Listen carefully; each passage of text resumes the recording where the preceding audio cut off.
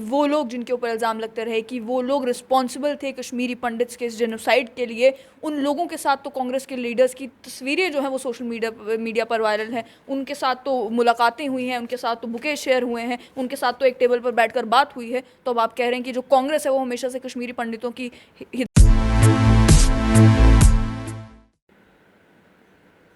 कांग्रेस के एमपी विवेक तनखा ने एक प्राइवेट मेंबर बिल राज्यसभा में इंट्रोड्यूस किया है कश्मीरी पंडित्स को लेकर। उसमें कश्मीरी पंडित्स की रिहैबिलिटेशन को, उनकी पॉलिटिकल एम्पावरमेंट को और कश्मीरी पंडित्स के साथ जो अन्याय 1990s में हुआ है उसको लेकर जस्टिस की मांग की गई है।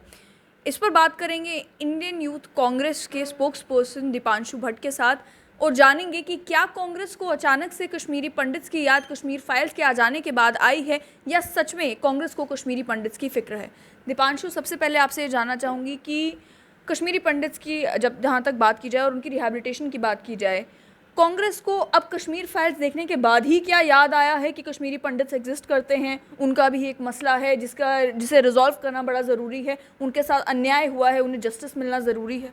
देखिए, सर्वप्रथम तो आज नवरे है, नवरात्रा भी है और रमज़ान भी है, तो जम्मू कश्मीर के वासियों को इन तीनों पावन अवसर पे बधाइयाँ देना चाहूँगा। और आपने दो सवाल पूछे, पहले आपने बिल के बारे में पूछा और आपने बोला कि कांग्रेस पार्टी को एकदम कश्मीर फाइल्स देखने के बाद याद आया। तो जहाँ तक आपके पहले सवाल का मैं जवाब देता हूँ, ये जो बिल विवेक तनखा जी जो कांग्रेस पार्टी की तरफ से राज्यसभा में सांसद है, उन्होंने ये बिल लाया जिसका नाम है Kashmiri Pandit recourse restitution rehabilitation resettlement bill. अगर मैं आपको एक बर्ड्स आई व्यू दूँ तो ये बिल कहता है कि कश्मीरी पंडितों का जो सामाजिक, आर्थिक, राजनीतिक और कल्चरल क्रेडेंशियल्स है उनको स्ट्रेंथन करने की बात है, रिहैबिलिटेशन को स्ट्रेंथन करने की बात है, जस्टिस दिलवाने की बात है। क्योंकि 8 साल में 2014 के बाद कुछ भी कदम केंद्र सरकार ने, भाजपा सरकार ने नहीं उठाए हैं। अगर मैं तथ्यों की बात करूं तो ना ही सेंट्रल गवर्नमेंट की स्कीम्स में, ना ही स्टेट के बजट में कश्मीरी पंडित का जिक्र है। और जहाँ तक नरेंद्र मोदी जी की बात है, एडमिनिस्ट्रेशन की बात है, जो उन्होंने वादे भी किए थे वो भी वादे सब फेल हो गए। उदाहरण के तौर पे 6000 फ्लैट्स बनाने का वादा किया था 2015 में नरेंद्र मोदी जी ने, ऑन रिकॉर्ड में कह रहा हूँ, अब चेक कर लीजिए, 15% से भी कम काम हुआ है। जब राज्यसभा में ही मिनिस्ट्री ऑफ होम अफेयर्स ने डिटेल्स निकाली थी, कश्मीर में 6000 का वादा किया, 15% से भी कम काम हुआ। तो भारतीय जनता पार्टी के पॉलिटिकल इंटेंट और इनकी नीयत बताता है कि कश्मीरी पंडितों को कितना ये वैल्यू करते हैं। और आपने बात की कश्मीर फाइल्स को लेके, तो मैं आपको बता दूं, ये जो बिल है ये ऐसा नहीं है कि 11 तारीख को कश्मीर फाइल रिलीज़ हुई तो 12 तारीख को हमने बिल क्यूरेट कर दिया और कल हमने इंट्रोड्यूस किया, ऐसा नहीं है। ये बिल है, ये अध्ययन से हुआ है, रिसर्च से हुआ है, ग्राउंड वर्क से हुआ है। पिछले 1-1.5 साल से इसमें मेहनत चल रही थी और उसके बाद हमने बिल इंट्रोड्यूस करवाया है। कश्मीर फाइल तक जहाँ तक बात है ना, पिक्चर को देखने के बाद हमारा मन जागा इसमें, क्योंकि आप इतिहास उठा के देख लीजिए, भारतीय राष्ट्रीय कांग्रेस कश्मीरी पंडितों की अपनी घर की पार्टी है।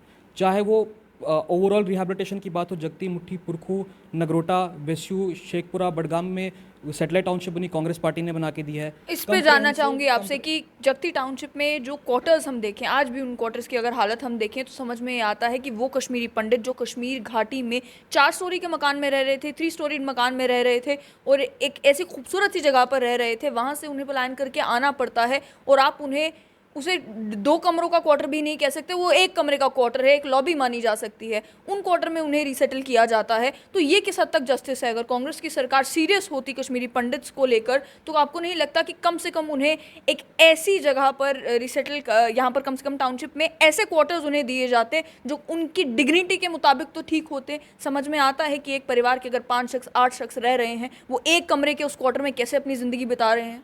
देखिए, आपका सवाल एकदम वाजिब है। आपको थोड़ा सा इसके बैकग्राउंड को समझना पड़ेगा। जब कंप्रहेंसिव रिहैबिलिटेशन की पॉलिसी आई थी तब ये टेम्पररी रिहैबिलिटेशन दिया था। इससे पहले तो टेंटों में रहते थे, तब भाजपा की सरकार थी, अटल बिहारी वाजपेयी की, उन्होंने कुछ कदम उठाए। ये कांग्रेस पार्टी थी जिन्होंने, उमरुल्लाह साहब सीएम थे, केंद्र में मनमोहन सिंह साहब पीएम थे, उन्होंने बोला था कि ये टेम्पररी रिहैबिलिटेशन है, कश्मीर में हालात सामान्य होंगे और सर्वसम्मति से कश्मीरी विस्थापित समाज जो चाहता है उसी हिसाब से उनकी कश्मीर में बाइज्जत सुरक्षित वापसी होगी। आप जो जगती मुट्ठी पुरखों की बात कर रहे हैं, आप उसको ये मत समझिए कि वहाँ पे कश्मीरी पंडित रह रहे हैं तो उम्र भर वहाँ ही रहेंगे, ऐसा नहीं। वो टेम्पररी बना के दिए हैं, सर के ऊपर छत दी है, रोज़गार दिया है, मॉनेटरी सपोर्ट दिया है, लेकिन बाद में हमारा जो लक्ष्य है कि बाद में सभी कश्मीरी विस्थापितों को वापस कश्मीर में भेजना है, उसके लिए कांग्रेस पार्टी जब सत्ता में थी तभी प्रयास किए, कंप्रेहेंसिव इकोनॉमिक पैकेज में 6000 रोजगार दिया और आज विपक्ष में होने के बावजूद भी जो पार्टियां पक्ष में है, जो नेता पक्ष में है, जिनकी जिम्मेदारी थी कि कश्मीरी पंडितों के लिए कुछ करे, वो जिम्मेदारी उन्होंने पूरी नहीं की। लेकिन कांग्रेस पार्टी अपोजिशन में रहने के बावजूद भी कश्मीरी पंडितों की आवाज़ बुलंद कर रही है, जैसा पहले से करते आई है। कांग्रेस के ही दिग्गज नेता Ghulam Nabi Azad leader of opposition रहे एक लंबे समय तक, कितनी बार उन्हें कश्मीरी पंडित से याद आए, कितनी बार उन्होंने कहा कश्मीरी पंडित की रिहैबिलिटेशन को लेकर जो है कोई बिल आना चाहिए, कोई कानून बनने चाहिए। जो डिस्ट्रेस सेल्स एक्ट आया भी है उसकी इंप्लीमेंटेशन ऑन ग्राउंड नहीं हो रही, उसकी इंप्लीमेंटेशन को लेकर सरकार सीरियस नहीं है। इन सारे मुद्दों पर कितनी बार उन्होंने बात की? देखिए पल्लवी जी, मैं आपको बताना चाहूँगा, आप एक वरिष्ठ पत्रकार भी है, आपको ये मालूम होगा कि राज्यसभा में फ्लोर ऑफ द हाउस में गुलाम नबी आज़ाद साहब ने जब आर्टिकल 370 को एब्रोगेट किया था, उसके बाद भी जब रीऑर्गेनाइजेशन बिल लाया था, हमेशा कश्मीरी पंडितों की रिहैबिलिटेशन की बात की थी। और जब ऑल पार्टी मीटिंग भी हुई, कांग्रेस पार्टी के गुलाम नबी आज़ाद साहब भी थे, हमारे स्टेट प्रेसिडेंट मीर साहब भी थे। 5 पॉइंटर दिए थे। तीसरा पॉइंटर ये था कि कश्मीरी पंडितों की कश्मीर में बाइज़्ज़त सुरक्षित वापसी हो। बाकी पार्टियां भी थी, बीजेपी, पीडीपी, एनसी, सब मिला के, मगर कश्मीरी पंडितों की अगर किसी ने बात की तो वो भारतीय राष्ट्रीय कांग्रेस ने की है। इस बिल की अगर बात की जाए, इस बिल में आपने कहा कि इकोनॉमिक स्ट्रेंथनिंग की भी बात है, पॉलिटिकल एम्पावरमेंट की भी बात है, और उसके साथ सेफ्टी के साथ रिहैबिलिटेशन की बात इस बिल में की गई है कश्मीरी पंडित्स की। आपसे समझना चाहूँगी कि किस तरीके से ये मुमकिन हो पाएगा कि कश्मीरी पंडित्स की सेफ रिहैबिलिटेशन कश्मीर घाटी में हो जाए। क्या जो इस बिल में बताया गया है कि एक पीस ऑफ लैंड चुन लिया जाए, वहाँ पर वो पीस ऑफ लैंड जो है वो कश्मीरी पंडित्स को दे दिया जाए, एक लमसम अमाउंट दे दिया जाए कि वो अपना घर वहाँ पर बना लें, उस तरीके से रिहैबिलिटेशन क्या पॉसिबल हो पाएगी इस समय में, जब कश्मीर घाटी में ये भी देखने को मिल रहा है कि कश्मीरी पंडित समुदाय के लोगों को ही किस तरीके से टारगेट किया जा रहा है और सेफ्टी इंश्योर कर पाना भी अभी मुमकिन पूरी तरीके से नहीं हो पा रहा? देखिए पल्लवी जी, पहले मैं इस बिल के बारे में थोड़ी जानकारी देता हूँ। ये खाली इकोनॉमिकल नहीं है, पॉलिटिकल, सोशल, कल्चरल भी है। इस बिल की पहली मांग ये है कि कश्मीरी पंडितों को माइनॉरिटी स्टेटस दिया जाए, विक्टिम्स ऑफ जेनोसाइड बताया जाए, क्योंकि 1990 में जो हुआ वो नरसंहार था, जेनोसाइड था, पाकिस्तान स्पॉन्सर टेररिज्म की वजह से। बिल में ये बताया गया है जो हमारे टेम्पल्स, श्राइन्स है, उसकी कमेटी बैठे, लॉस्ट हेरिटेज को रिजुविनेट किया जाए, रीबिल्ड किया जाए।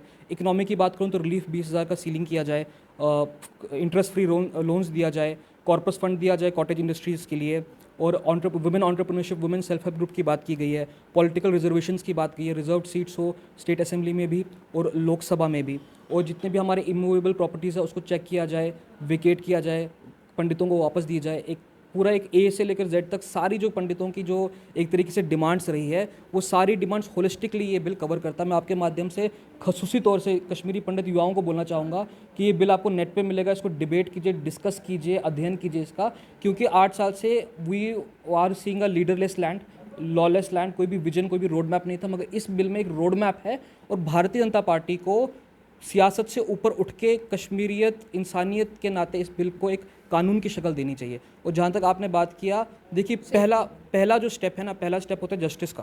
तो पहले कश्मीरी पंडितों को जस्टिस मिलना चाहिए, जो इस बिल में बताया है। एक हाई लेवल कमीशन बैठे, प्रोब बैठे, जिन्होंने जिनोसाइड किया उनको सज़ा मिले, कश्मीरी पंडितों को इंसाफ मिले, और उसके बाद कश्मीर में एक ऐसा एटमॉस्फेयर बनाए जो सरकार की जिम्मेदारी है। अभी जो कश्मीर में लैक ऑफ ट्रस्ट है, सेंस ऑफ इनसिक्योरिटी है, उसको दूर करे।